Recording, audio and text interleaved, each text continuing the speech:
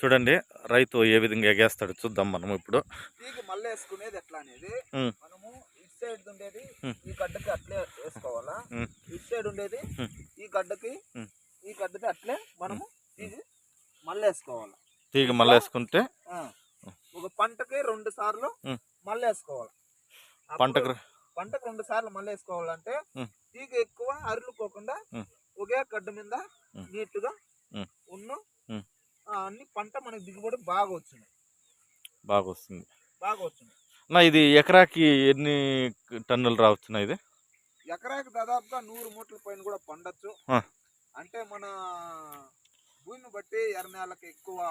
అవును, ఇది ఎర్రనేల, ఇది ఎర్రనేల ఇది. అవును, ఎక్కువ షైనింగ్ గడ్డ బాగున్ను రేటు బాగున్నకు బాగా దిగుబడి వచ్చింది, లాభం వచ్చింది.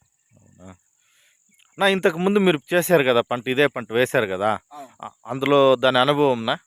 అనుభవం అంటే కొంచెం ఖర్చు తక్కువ, రైతు కొంచెం ఇబ్బంది తక్కువ, అన్నిటికీ మనకు సరిపోను. ఇప్పుడు టమాటా వేసుకుంటే దాదాపు ఇప్పుడు ఒక 5,000 మొక్కకి దగ్గర 50,000 ఖర్చు వచ్చును.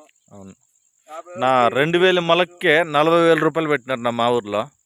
ఆ పంట పండించాడు కానీ అది కాత సరిగ్గా రాలేదు.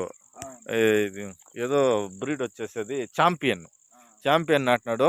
సుమారుగా 6 అడుగులు ఉండదు. నేను పోతే కూడా మునిగిపోయి నా చేయి పైకెత్తల్లా అంత వేసుకున్నా కూడా ఛాంపియన్ సీడ్ సరిగ్గా రాలేదు టమాటా.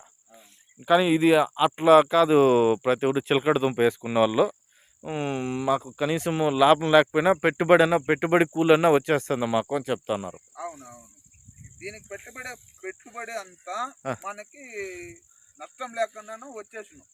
ఎందువల్ల మనకి ఎక్కువ ఖర్చు లేకుండాను. దాంతో అందులో మన ఏరియాలో నీళ్లు తక్కువ. తీగలు తెచ్చి మనం తీగలు కూడా కొనే పని లేదు కాబట్టి వేరే రైతు దగ్గర మనం తీగలు లేదా మన దగ్గర లేదంటే తీగలు తీసుకోవచ్చు, మనమే నాటుకోవచ్చు. తీగల ఖర్చు కూడా లేదు.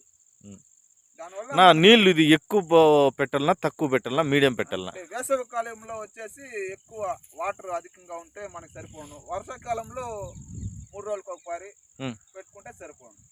అంటే వారానికి ఎన్ని తల్లు పెట్టుకోవాలన్నా? వారానికి 2 తల్లకు పైన 3వ తల్లి పెట్టుకోవచ్చు. 2 ఇంకా 3 తల్లు.